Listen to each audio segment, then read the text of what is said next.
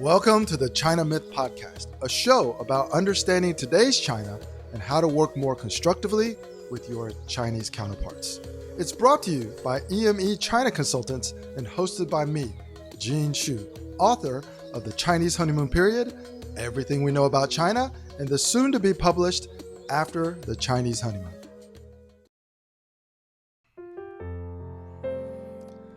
Okay, thank you, Angela. 非常感谢你的介绍. So the book that I wrote, I'm going to speak in both Chinese and English. I'm going to start with English. The book that I wrote is mainly for non-Chinese people. I see that perhaps there are some Chinese people who are on this call, so we're going to use both languages. But the book is mainly written for a Western audience to better understand how Chinese people think. 了解中国的文化和中国的国情，然后如何更好跟中国人交流，建立更好的关系。All right, so I'm going to share a screen and do a very short overview, and this is going to be very interactive. So as we go through the agenda, everybody who received the emails prior to the event should know that you're going to be required to talk. Everybody's going to get a chance to participate in our workshop today. Again, today this event is called the Chinese Honeymoon Period Live Meetup, and the reason that is because I wrote a book called The Chinese Honeymoon Period. And the main question that we want to address is the dialogue you see on your screen, where one side saying, 那不是我的意思, and the other side is thinking or saying, 但是我的意思是. All right, so that is basically the question that we want to try to address. 欢迎 welcome. 那不是我的意思, 但是我的意思是. Okay, so even when someone is saying welcome, whether they say it in Chinese and then someone else is saying in English, it could have completely different meanings when we're talking about our interactions with our counterparts. So when I say we, I'm going to be talking about Westerners. And when I say our counterparts, I'm going to be talking about our friends and colleagues and partners in China. Obviously, if you're Chinese, your counterpart is me or an American or a Westerner. All right. There are a couple phrases that describe this situation. And so I want everybody to start to get familiar with some of the language that Chinese people use. So in this case, when two people are communicating and there are no language barriers, but there are cultural barriers or value differences, one of the things that we say is 我们在鸡同鸭讲, or you might hear somebody say 牛头不对马嘴. The main thing, because the Chinese honeymoon period is also written mainly for a business audience, the main thing that we want to try to address is the circular conversations that always frustrate Westerners when they're communicating with their counterparts in China or doing business in China. And the Chinese phrase for that is 恶性循环. And we're going to be talking about that a lot. All right, so today's agenda is pretty straightforward.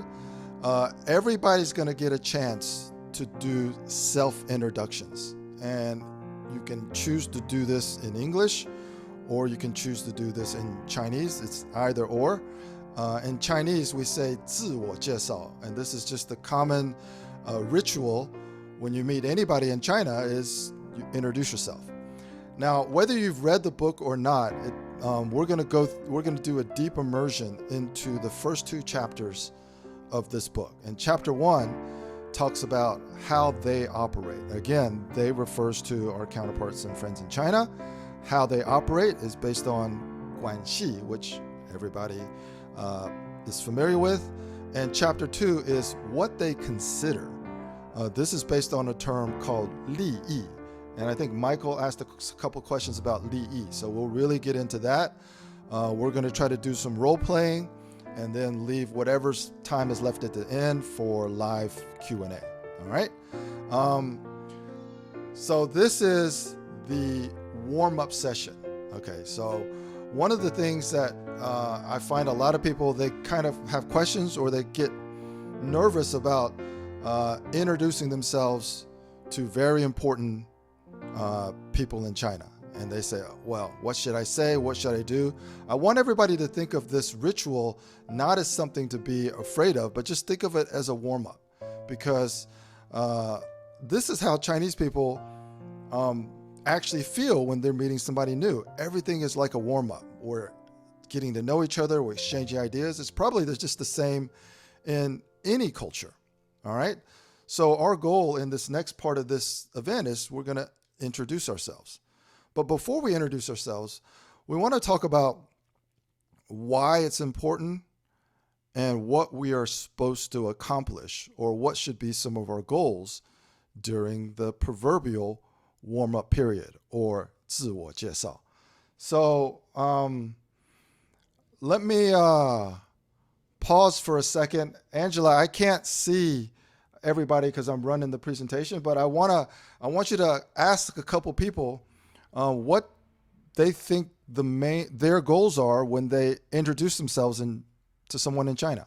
What is one of the priorities? They can say it in English or they can say it in Chinese.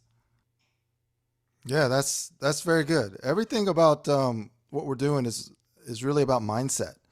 So having what I call a healthy mindset in all of your interactions is going to ultimately pay dividends down the road. All right. Anybody else, Angela? Okay, that's good. I wanted to make one comment on that. So I think universally, everybody 都说，每个人都说，我想制造更多的信任，彼此信任。We want to create more trust. So, of course, that's an objective that everybody has. You want to create trust, especially in a business relationship. One of the things that we want to do through this event, especially when we get into the Chinese cultural concepts, is how do we actually achieve that trust? Wanting to gain trust is a great objective, but actually gaining that trust requires a lot more adjustments to how you think, your attitude, and what you say. And that's one of the things that we're really going to dive deep into as we go through this. All right, Angela, anybody else? One of the goals is everybody here is learning Chinese, speaks Chinese, wants to improve their Chinese. So these are a couple of the objectives that I think I would use if I were to say it in Chinese.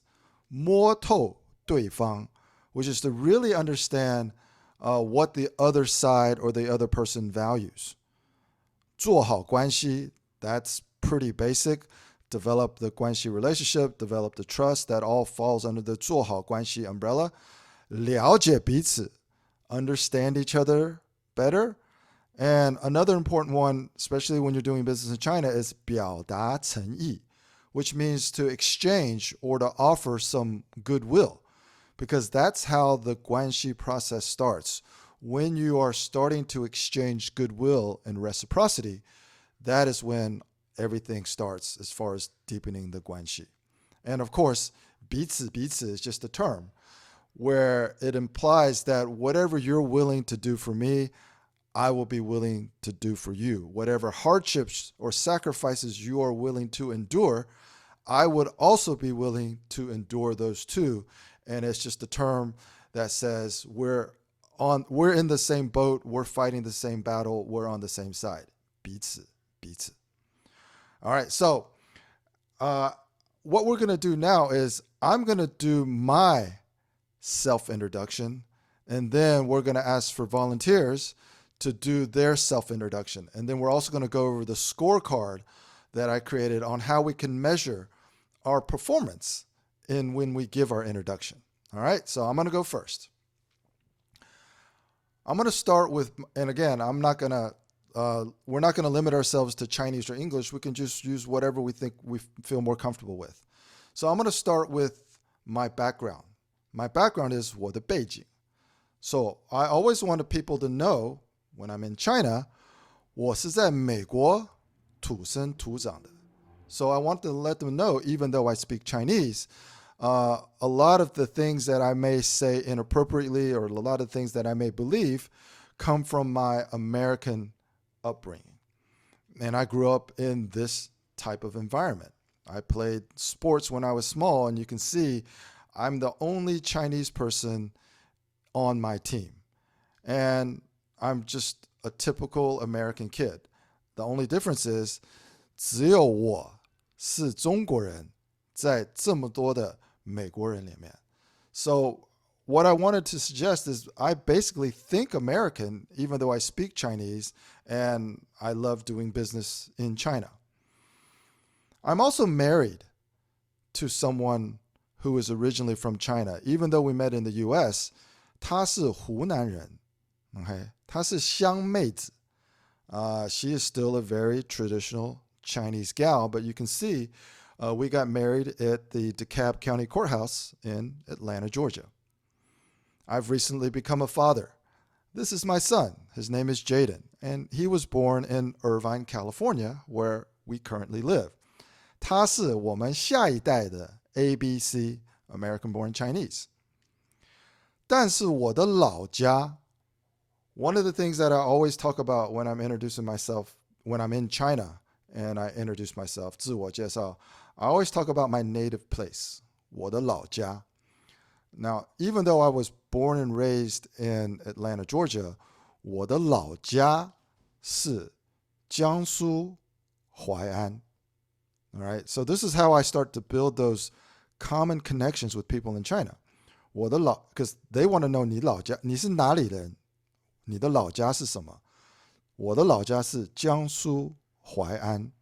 And then I would say something like, 这是周恩来的老家. I have the same 老家 as 周恩来.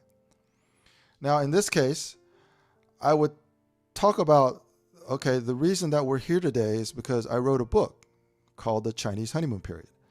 And the pictures that you see are kind of the photos that Chinese people always take.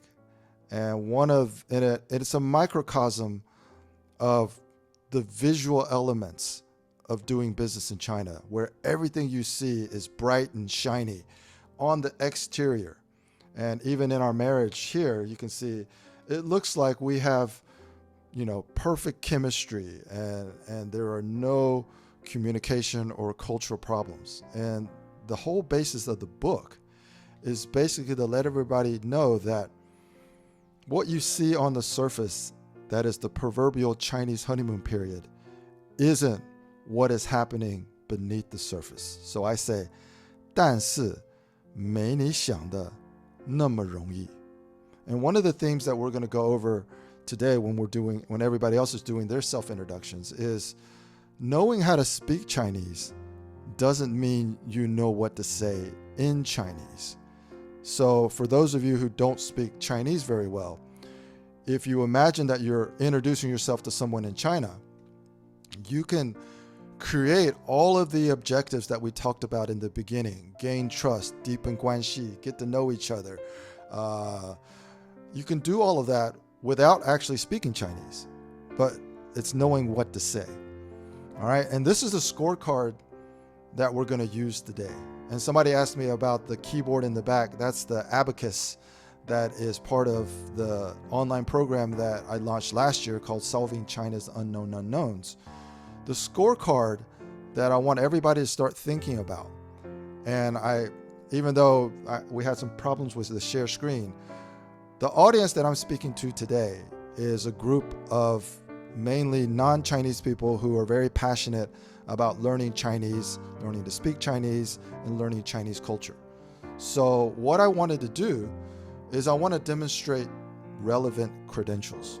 Okay, how am I qualified to actually talk about the things that I want to talk about? Well, Angela did an excellent introduction, so I didn't have to go into details about that aspect of my background.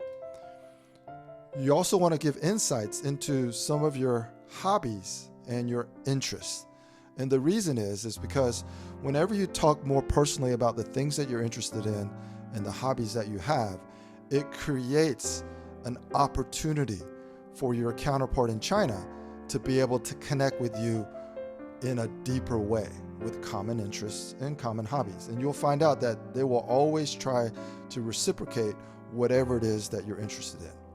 It's also important to try to be interesting, to be likable, to be funny. So I might tell a joke, when the picture where I'm a football player and there's a bunch of cheerleaders on the ground sitting on the first row, I would probably say something like, 如果我要交女朋友的话，都是金头发蓝眼睛. All right, so I might say that in China. If I wanted a girlfriend, she would have blonde hair and blue eyes in the environment in which I grew up. It's also always important to talk about your native place or your hometown, because this is the number one thing in which Chinese people use to make connections. 你老家在哪里？你是哪里人？ That's the first question that two Chinese people will ask each other if they're strangers and they meet and they're going to start a relationship. Where are you from? And one of the things that a lot of Westerners might be uncomfortable with, or they say in a business setting, we leave kind of more personal elements out of it. This is one of the things that if you're comfortable doing will help you create an advantage in China. Details about your current status. Are you single? That's Chinese would be very interested to know if you're single, because they may want to introduce someone to you. If you are single, that's a way to deepen the Guanxi connection. Are you married? Any details or information about your family. These are all aspects of things that you can incorporate into your self-introductions that will help you on the path to deepening Guanxi. Because what we ultimately want to do is we want to help our counterparts discover connections that create opportunities to deepen Guanxi. All right? Okay, so that was the end of this session. Now, go ahead and ask your question, and then we can have volunteers who want to do their self-introductions.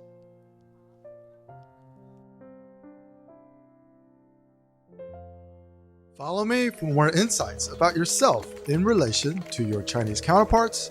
And remember, a cultural dichotomy is just a contrast that lacks curiosity.